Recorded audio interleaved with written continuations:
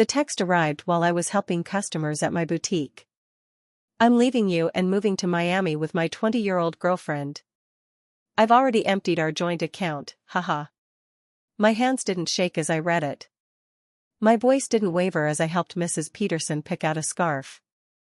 The only sign that my husband of 12 years had just nuked our marriage via text was a slight tightening around my eyes. I waited until Mrs. Peterson left, her purchase wrapped in our signature silver paper, before typing my response, "Good luck. My name is Claire, and at 38, I'd just received the most callous goodbye in history." But while Mark was probably gloating over his grand exit, imagining me in tears over his betrayal, I was calmly locking up my boutique for the day. The signs had been there for months. The late nights at work that never matched his pay deposits. The sudden password changes on his phone. The way he'd started going to the gym religiously, buying new clothes, trying to recapture his youth. 3 months ago, I'd found a receipt for dinner for two at an expensive restaurant on a night he'd claimed to be working late. That same evening, I'd opened a separate bank account at a different bank. A week later, when he mentioned wanting to combine our accounts to simplify things, I'd agreed cheerfully while moving my personal savings to the new account. The joint account he'd just emptied? It contained exactly enough to keep him from getting suspicious, about 2 months' worth of regular deposits. The rest was safely tucked away, along with detailed records of every suspicious transaction he'd made over the past year. My phone buzzed again. "Don't bother begging. Melissa and I leave tomorrow. I'll send for my things later." Melissa. The new receptionist at his office. I'd met her at the company Christmas party, watched her laugh too loudly at Mark's jokes, noticed how she'd touched his arm when she thought no one was looking. She was young enough to be his daughter, naive enough to think she was special. I didn't respond to his text. Instead, I called my lawyer, the one I'd consulted 2 months ago when I'd found the hotel charges on our credit card statement. "It's time," I said simply. "He just made his move." "The papers are ready," she replied. "I'll file them first thing tomorrow." "Do you want me to have him served in Miami?" "No rush. Let him think he's won first." Another text from Mark. "I know this must be hard for you. You're not getting any younger, after all. At least you have your little shop to keep you busy." My little shop. The successful boutique I'd built from scratch. The one that generated more income than his middle management position. The one whose profits I'd carefully kept separate from our joint finances. I smiled, thinking of the certified letters that would greet him in Miami. Let him enjoy his moment of triumph. I spent that evening in our house. My house, since I'd inherited it from my grandmother and kept it in my name despite Mark's repeated suggestions to add him to the deed. Another lucky instinct that had paid off. While organizing the paperwork my lawyer would need, I found our wedding album. Mark looked so different then. Before his midlife crisis had turned him into a caricature of his former self. These days he wore shirts too tight for his softening middle, tried too hard to connect with the 20-somethings at his office, used slang that sounded ridiculous coming from a man of 45. My phone kept buzzing with texts from him, each one more condescending than the last. "I've been planning this for months. Melissa understands me in ways you never could. You'll be fine. Maybe you'll find someone more your own age. Already told my family. They agree we grew apart. It's nobody's fault, really." I screenshotted each message, adding them to my evidence folder. Let him dig his hole deeper.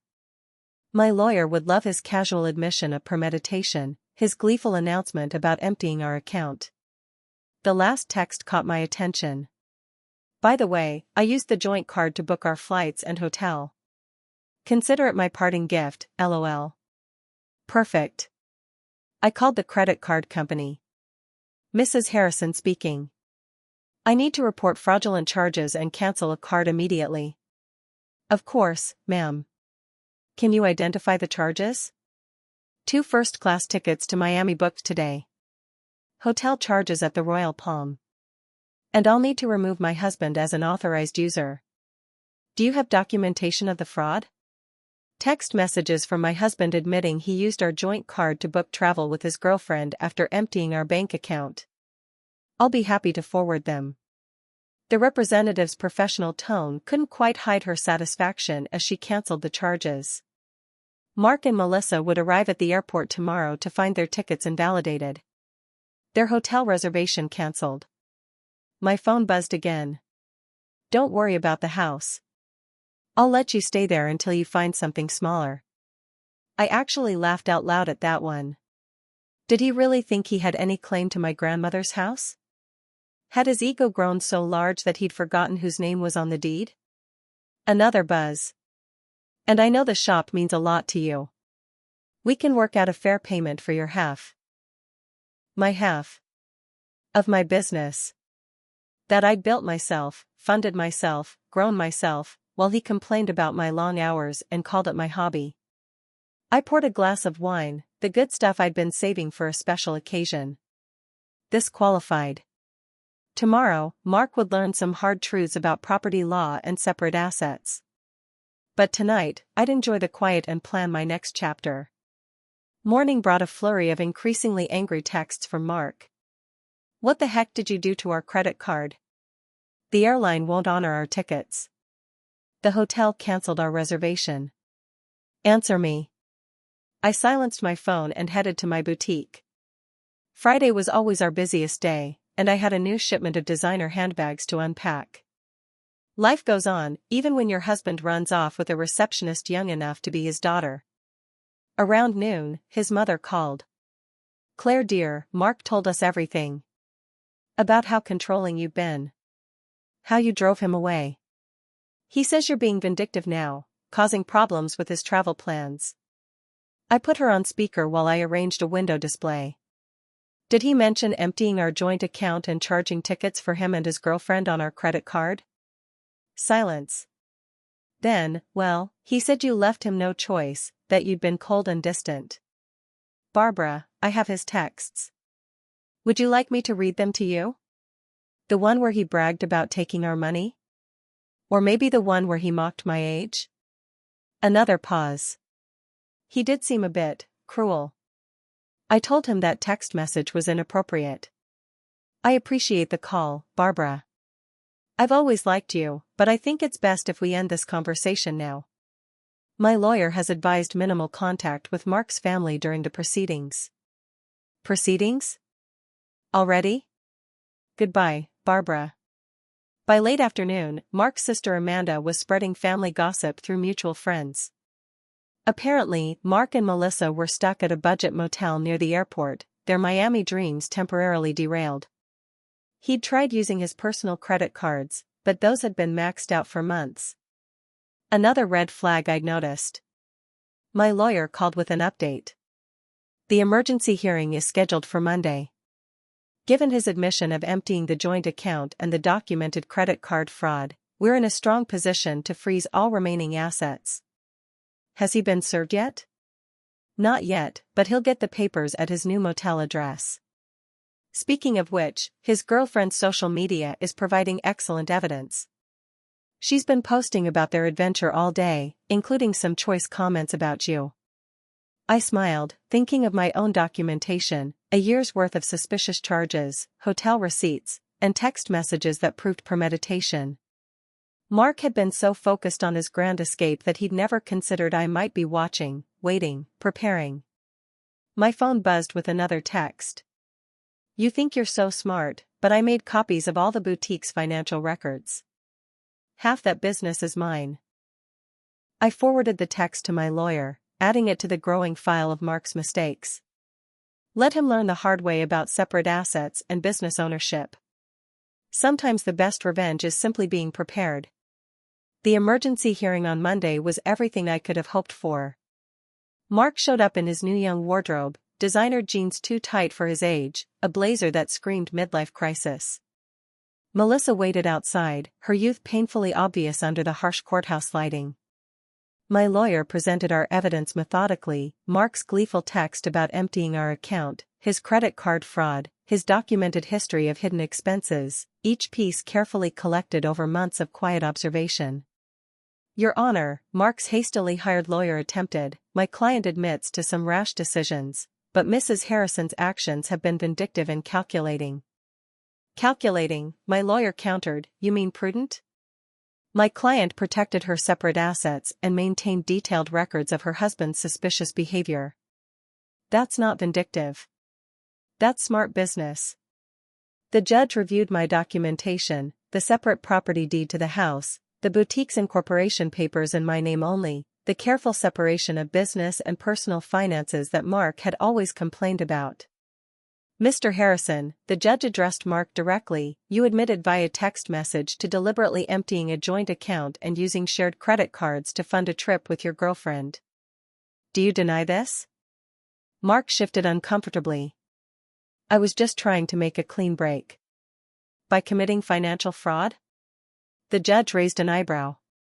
And now you're claiming rights to property that documentation shows is clearly separate from marital assets? The business grew during our marriage, Mark's lawyer tried again. My client is entitled to. The business was established before the marriage, my lawyer interrupted, and Mrs. Harrison maintained strict separation of business and personal finances throughout. We have documentation of every penny invested and earned. I watched Mark's face as reality started sinking in. He thought this would be easy, empty our accounts, run off with his girlfriend, maybe claim half my business in the divorce.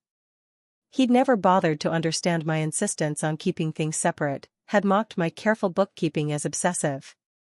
The court finds sufficient evidence of financial misconduct, the judge announced. All shared assets are frozen pending final dissolution. Mr. Harrison is ordered to return any funds removed from joint accounts within 24 hours. But that money's gone, Mark protested. We spent it on. Then I suggest you find a way to replace it, the judge cut him off. And Mr. Harrison? The court takes a very dim view of using shared credit cards to fund adventures with paramours. Outside the courthouse, I heard Melissa asking Mark about their Miami plans. His response was lost in the sound of my heels clicking confidently across the marble floor, heading back to the business he'd never understood or respected. The next few weeks brought a string of increasingly desperate moves from Mark. He tried claiming the boutique had been his idea. He remembered investing money in its early days. He even suggested he'd been my business partner all along, claims quickly disproven by my meticulous records. He's getting desperate, my lawyer observed. His girlfriend's social media shows they're staying at her studio apartment now.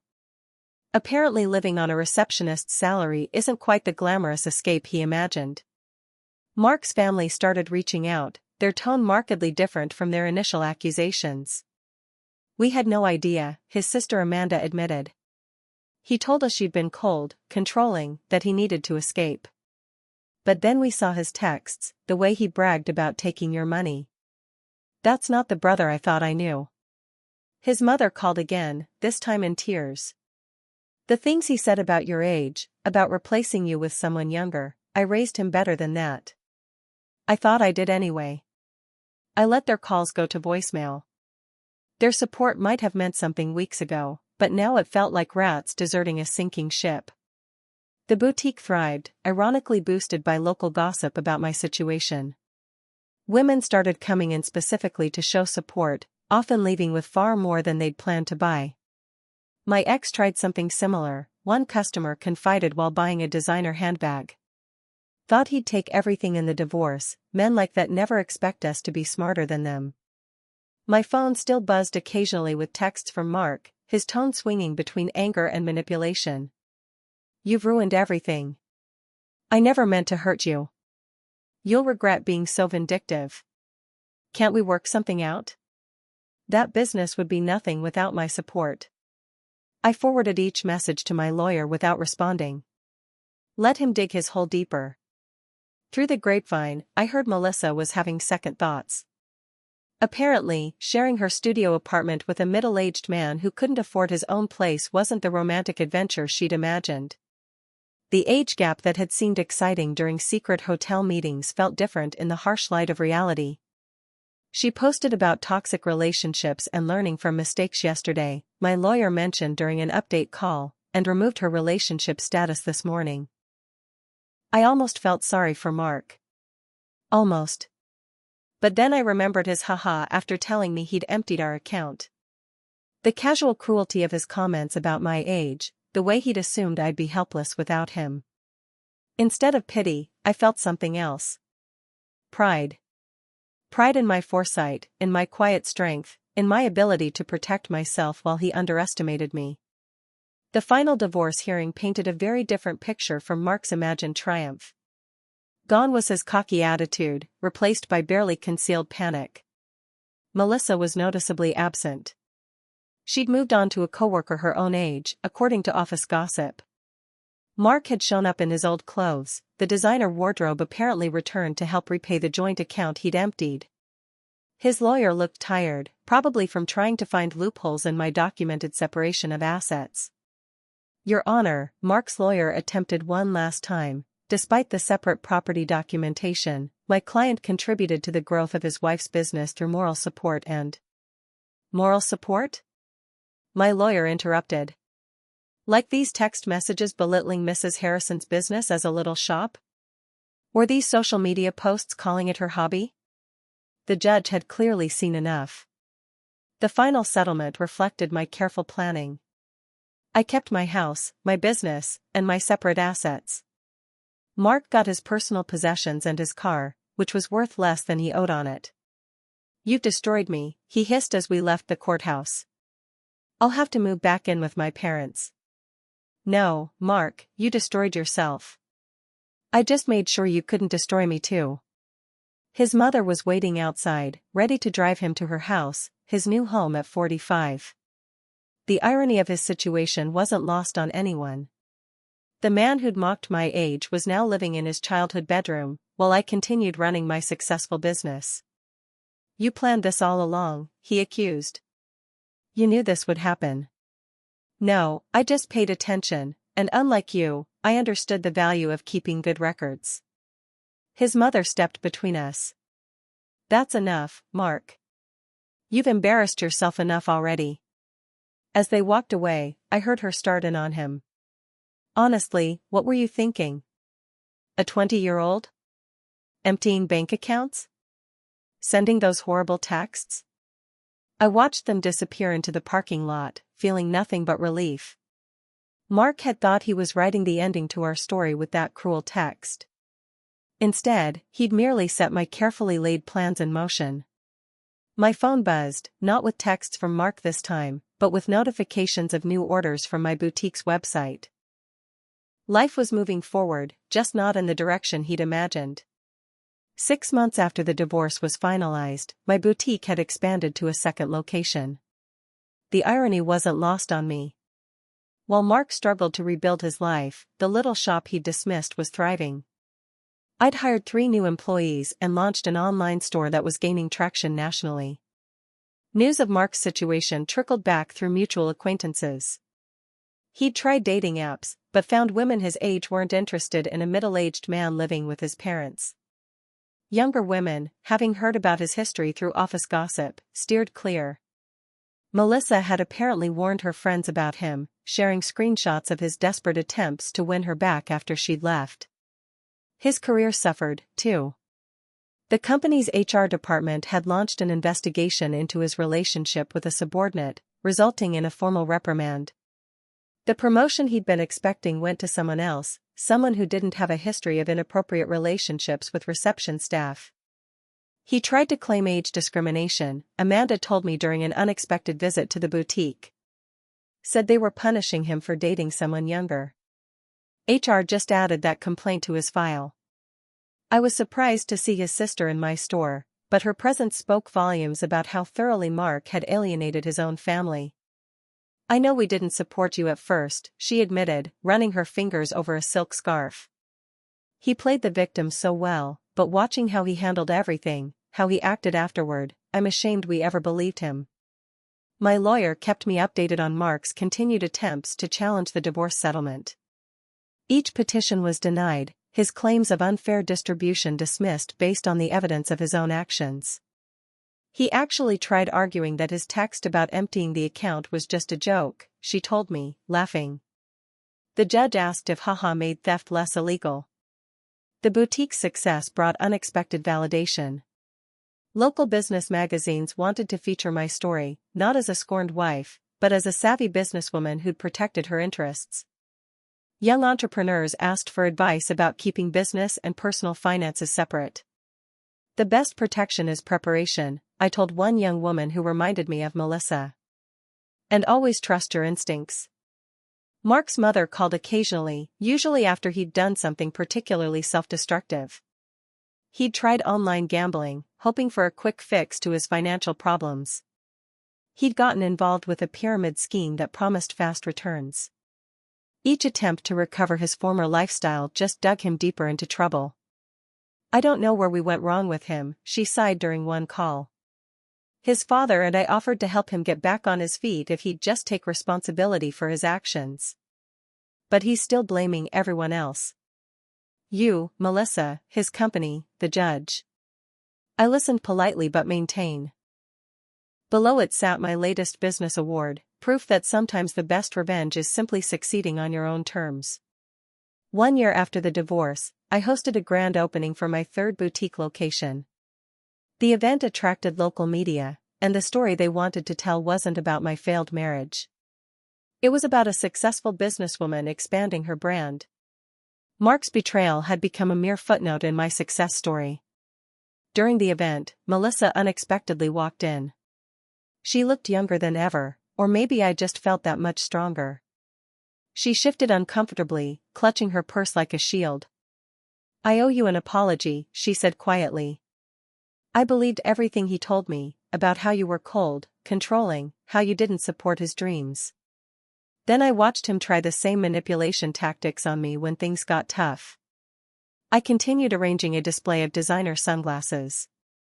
Those weren't his dreams, Melissa, they were escapes. There's a difference. I know that now. She paused, then added, he tried to move in when you froze the accounts, thought my studio apartment would be temporary.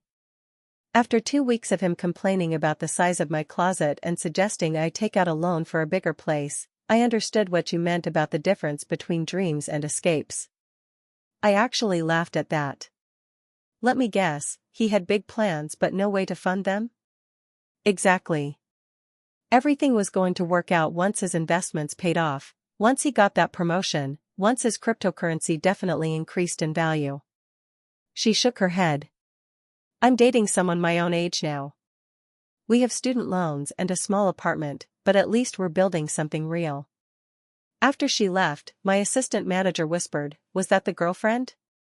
No, I replied. That was just another woman who learned the same lesson I did.